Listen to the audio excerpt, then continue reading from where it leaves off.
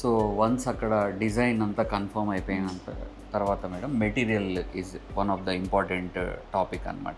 ఏం మెటీరియల్ వాడాలి, మనం కలర్స్ ఎలా ఉండాలి.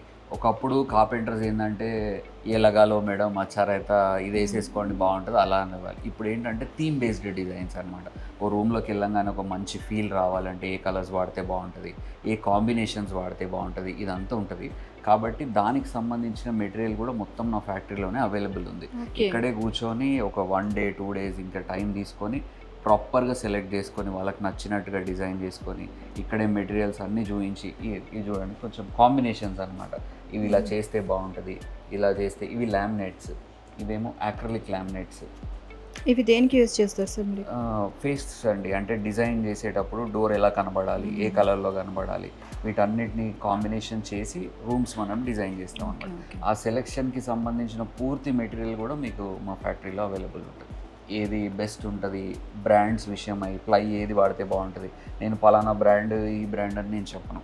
క్లయింట్కే అన్ని ఆప్షన్స్ ఇస్తాం. ఈ బ్రాండ్ ఉంది, ఈ బ్రాండ్ ఉంది, ఇది ఇంత కాస్ట్ ఉంది, ఇది ఇంత కాస్ట్ ఉంది, దీంట్లో ఫైర్ రిటార్డెంట్ క్వాలిటీ ఉంది, ఇది టర్మైట్ ప్రూఫ్, ఇది వాటర్ ప్రూఫ్, ఇవన్నీ క్వాలిటీస్ ఉన్నాయి, దీని ప్రైస్ ఇంత ఉంటుంది, మీకు ఏది నచ్చితే మీ బడ్జెట్కి తగ్గట్టుగా దాన్ని కస్టమైజ్ చేసి మనం ఇల్లు డిజైన్ చేసి ఇస్తాం. సో ఇవన్నీ కూడా మొత్తం ఇదే ఆల్ మెటీరియల్స్ అండి, అంటే లోపల చెక్క దగ్గర నుంచి చెక్క ఏం వాడతాము, పైన కలర్ ఏం వాడతాము, ఇవి డిజైన్ వాల్స్ అండి, లోవర్స్ అంటారు వీటిని. వాల్ ప్యానలింగ్స్ బ్యూటిఫుల్గా ఇప్పుడు నార్మల్గా అండి వార్డ్రోబ్స్, కిచెన్స్, బెడ్స్ ఇవి కామన్ ఎవరింట్లో అన్న. ఒక ప్రీమియం ఇల్లు కావాలి, చూడంగానే డిజైనర్ హౌస్లా కావాలి అని అంటే వాల్ ప్యానలింగ్సే మ్యాటర్ చేస్తాయి అనమాట.